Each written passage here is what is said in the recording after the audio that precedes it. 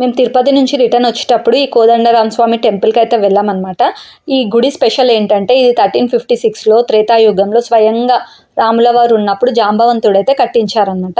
కాకపోతే గర్భగుడిలో రాముల వారు అప్పటికి హనుమంతుడిని కలవలేదు. అందుకే గర్భగుడిలో హనుమంతుడి విగ్రహం అయితే ఉండదన్నమాట. ఈ గుడికి ఆపోజిట్లో అయితే ఆంజనేయ స్వామి గుడి అయితే కట్టించారు. అండ్ అలాగే గర్భగుడిలో పక్కన అయితే ఆంజనేయ స్వామి విగ్రహం అయితే పెట్టించారనమాట. ఇది త్రేతాయుగంలో కట్టించినా కూడా ఇక్కడ జనాలు అయితే ఎక్కువ లేరు. ఇక్కడ అన్ని శిలాశాసనాలు రాసున్నాయి అనమాట. అంటే ఈ గుడి గురించి ఎవరికి తెలియదు. అప్పట్లో కట్టించిన గుడి కదా, అసలు ఖచ్చితంగా చూడవలసిన టెంపుల్ అనమాట. స్వయంగా రాముల వారు ఉన్నప్పుడు కట్టించిన గుడి అంటే దానికి ఎంత విశిష్టత ఉంటుందో ఆలోచించండి. చాలా ప్రశాంతంగా అనిపించింది రాముల వారిని చూస్తుంటే. ఈ గుడిలో కూర్చుంటే ఎంత ప్రశాంతంగా అనిపించిందో. ఇక్కడ నిత్య అన్నదానాలు అయితే జరుగుతాయన్నమాట. ఇప్పుడిప్పుడే టీటీడీ వాళ్ళైతే దీన్ని డెవలప్ చేయడానికి చూస్తున్నారు. సో మీలో ఎవరికైనా ఈ గుడికి వెళ్ళాలనిపిస్తే, ఈ డీటెయిల్స్ కావాలి అని అనుకుంటే కింద ఖచ్చితంగా కమెంట్ చేయడం మర్చిపోకండి. నేను ఎక్కడుందో డీటెయిల్స్ అయితే పెడతాను.